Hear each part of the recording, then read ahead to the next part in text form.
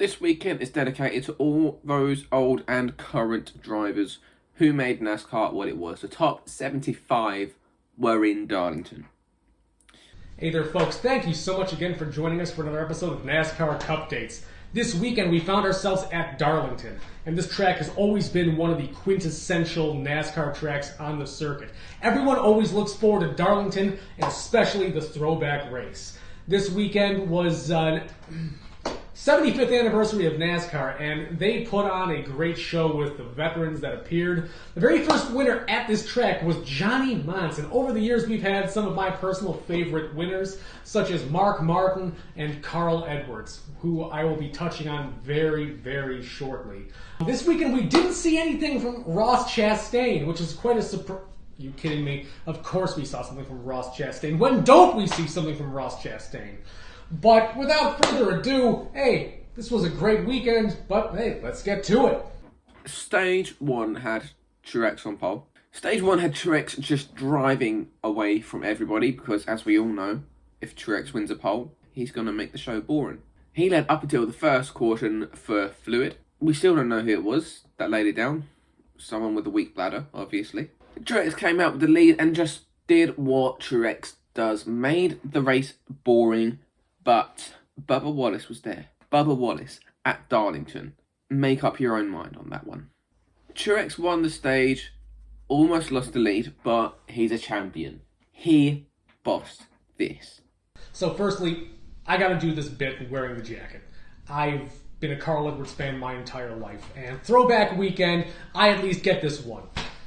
I loved Carl Edwards ever since he was in the Truck Series. One day I'm flipping through TV, find a truck race on Speed Channel, and I'm accidentally watching his first win live. He gets out of this blank white truck with red numbers, hops up and backflips off of it. Craziest thing I'd ever seen. My teenage mind could not comprehend what I just witnessed, and I was a fan ever since.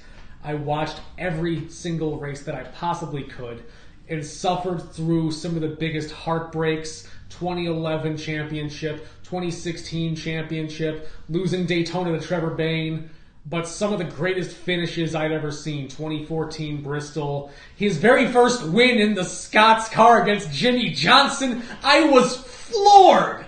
Oh my God, it was an absolute trip of a career, and I hope it's not done yet. But this weekend, Carl Edwards found himself in the booth, and that's what everyone really cares about. Carl Edwards looked absolutely stellar in the booth, and he was one of the best talkers that people had seen as a guest commentator in a while. They want him in the booth more often. But more than that, we all want Carl back on track. Everyone is just curious where he's gone, what he's doing. There is nobody out there that is as low-key as Carl Edwards. And I'm going to gush for 1 second more. If Carl Edwards comes back, I will travel to whatever race he is at, and I will gear up one more time and scream my heart out until I can't yell anymore. If Carl ever happens to see this, I doubt it. Man, you move me in incredible ways as a fan, and I wish nothing but the best for you. Thank you so much. During the pit stops, Bubba Wallace had a lug nut issue, because who hasn't? Pit stop. Truex came out with the lead and then just went away. But by the end of the stage, Ross Chastain had closed in on Truex. These two have had a history. It doesn't matter though, because this is a new day, celebrating the past. Their past doesn't matter. The sport's past is what's important here. Fuck. Ross won stage 2 and took home another possibility of having a black eye. Only this one wasn't actually his fault. We saw this the day before with Kyle Larson and John Hunter Nemechek, where John Hunter just moved up, Kyle Larson hit the wall, and it was like a league race. You know what I mean? On a league race where on Darlington, where you just got that forward progression, someone tags you the slightest and you're in the inside wall. This time it was Kyle Larson who won the race off of pit road. Would this be the day that Kyle Larson finally wins in Darlington? He's come so close before, and it just has never gone his way. He led the grand total of half a lap before Legacy Motor Club decided to take out the entire back half of the field. A few short laps later, Ricky Spinhouse managed to do what only he does and spin out on his own, bringing out a caution and stacking everybody up. We had enough green flag laps to have live pit stops, and in this, Denny Hamlin and Chris Gabehart forgot that they needed tyres. Everyone else heads into the pits. McQueen stays out to take the lead. This almost played out exactly as they wanted it to, but the thing is that us Hamlin fans have come to realise is that disappointment is a natural thing in life. When we don't get a job, the usual answer is, oh no! Or when you lose the house gambling, it's oh no! Ryan Newman managed to spin out on his own, bringing out the caution and trapping Denny Hamlin a lap down. This did set up for what we hoped would be the last restart of the day. Ross Chastain and Kyle Larson exited the pits 1-2, and we come down to the restart. What we saw was Chastain jumped Larson. What we heard was Cliff Daniels, who is Kyle Larson's crew chief, complaining that Chastain had gone first. No action taken by NASCAR, because when it comes to these important decisions and enforcing the rules, NASCAR are always consistent and they always make the right decision. Psych. Kyle Larson had put Ross Chastain up a bit high, and Truex had tried to run Logano high, but ended up spinning himself out and taking himself out the race. Real shame. But the best part about that was the fact that Truex was Dan's pick. So this week, I am going to be picking the number 19 of Martin Truex Jr. And Tyler Reddick, who was involved in that wreck, managed to keep going. We had another restart where Ross Chastain this time took the inside line. He ran Kyle Larson high to a point where he spun himself out, almost mirrored what Truex did to Logano. This took them both out of contention and opened the door for William Byron and a bunch of winless wankers. Now this wreck, I think it was this wreck, one of them happened where all the cars involved in the wreck managed to go back to the place where they were when they crashed. But in previous years, if a car wrecks, it has been they start a new line at the back. What? Why?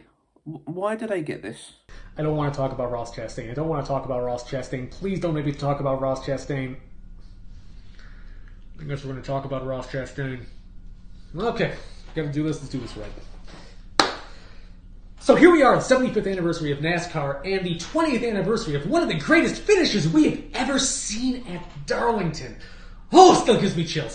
So, what happens here? Ross Chastain and Kyle Larson, these two have been door to door a long time during this race. And admittedly, they've been racing very, very hard. Tempers are boiling over. What happens with Ross Chastain? On the second to last restart, Ross says to himself, the best option that I have right now is to run the 5 car up the track and into the wall. He completely lays out the 5 and pancakes him, turning himself in the process. 2 of the most competitive cars all race gone at the hands of one man who simply can't keep his emotions in check. Ross virtually admitted that he did this on purpose at the end of the race, and it is not going over well with the fans. It is not going well with the teams. Rick Hendrick was not a happy man during the post-race interview. Let me tell you that. If you haven't watched it yet, I'm encouraging you to listen to what Rick Hendrick had to say, because he is virtually done. He's going to make a lot of enemies. It's hard to win a championship when you got a lot of paybacks out there. Ross is a winner at the highest level of the sport. And if he can just get his act together, if he can calm down, start focusing on the lines of the people around him, not shunting people out of the way and worrying about, okay, let's get up front and do this right. Even Kyle Busch, NASCAR's baddest bad boy, focuses about the people around him until they do him wrong. Ross Chastain has done this 3 times in a row. If he does this at North Wilkesboro, I don't want him to ruin another top-tier event like this. And that set us up for the final restart of the race, where the only 2 people that had a shot, well, only one person that had a shot was William Byron. The 4 car of Kevin Harvick was damaged. A lot of the cars behind them were heavily damaged from previous restarts, and the 24 car sailed off into the sunset and got the win in a very dominant fashion. He was one of the strongest cars all race. He looked like a winner. He looked like a contender. He looked fantastic last year. and I'm ecstatic that he got it done this year during the 75th anniversary celebration at this race in what, in my opinion, is the best looking car in the entire field. That throwback to Jeff Gordon's 1998 50th anniversary DuPont car looked stellar on the track, and I wish we had that under the lights, which we'll be talking about that in a little bit. Spoiler alert. Excellent job by William Byron. Got it done in the end, and I'm really happy that this kid got redemption for what happened to him last year. Now it's time for Dan's Strong Opinions. And now we move on to my personal favorite segment of the show, Dan's Strong Opinions. A lot of you guys out there know I'm a very, very opinionated person. And my strong opinion this week is the Darlington Throwback Race has lost its luster. This track, this event, used to be one of the biggest events all year, where everyone would gear up and say, all right, let's throw them back. Who's running what this week? Let's see who's throwing back to which driver. I can't wait to see the paint schemes. And a lot of the teams out there have been taking half measures or no measures at all. Over the years, we've seen some stellar paint schemes. But we've also seen some lame ducks and folks just not even participating. I think this can be saved, though. What do I think needs to be done? Firstly, when the sun goes down, the stars come out. Let them go at night. I want to see this back to a night race. A nice hot summer night race. Under the lights with some of the best throwbacks we have imaginable. Number 2, pick a designated theme. I want you to pick a specific era in time. And everyone says, we're going to focus our paint schemes around this. Because as it stands right now, we have a hodgepodge of paint schemes related to cars and drivers that may not have even been part of NASCAR. And you say to yourself, who the hell's that? Boy, was I saying that a lot. Even my boy Chris Buescher, they set him up with the lamest duck paint scheme. You know what? No. Correction. Let's throw back to Kyle Busch's first win with RCR. That one, you're not even trying, you're spitting in the face of the spirit of the event. Chris Buescher, even though they just gave him the number 17 of Matt Kenseth, and I swear if we keep doing throwbacks to Maddie, which I love Maddie, we've done enough for him. Look, this race can be saved, but we need changes. We need a designated theme. We need this under the lights. You need to go full out like you did before, and you cannot take half measures. I don't want this to be a hollow event anymore. These are my opinions, and I'm sticking to them. Moving on to picks, and I won again with Tyler Reddick getting on a bit of a hot streak. I lost fantasy this week, so it's kind of bittersweet. We're just having fun again because it is the All-Star race. We are still keeping score. We're only picking for the main event because when we wrote this, the entry list wasn't out yet. So this week we picked for North Wilkesboro. Remember that place from iRacing a few years ago? You're done. I mention iRacing, only mention iRacing, because a few short years ago, during the pandemic of 2020, a group of grown men got together on a Sunday afternoon and played video games with each other. The season finished with North Wilkesboro, and who won that race? None other than James Dennis Hamlin III. It would just make my day if we took a video game and made it real life. That would be perfect for me. So my pick is Denny Hamlin. And obviously, Elliot and I are going to have a lot of fun with our picks this weekend. He's going with Denny, his man. And obviously, for the sake of the All-Star race, I got to go with number 17 of Chris Buescher. Now, why, besides being a homer, would I ever pick Chris Buescher for this race? Chris looks stellar at short tracks. They are his backbone. He was distraught when they said, yeah, we're going to cover the Bristol in dirt. And he's sitting here like, oh, come on, guys. He is a phenom when it comes to these small tracks. And the RFK team is no slouch either. They know what it takes to get it done at short tracks. My boy Carl got it done in 2014. Chris got it done last year at Bristol. And here we are at North Wilkesboro, one of the shortest of the short tracks.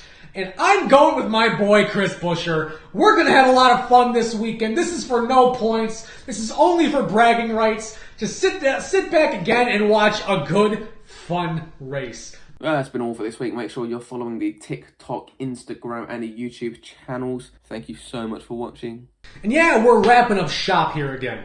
This weekend we're going to be heading to North Wilkesboro. few years ago, nobody here, nobody in the NASCAR community would have ever said, we're going to race in North Wilkesboro.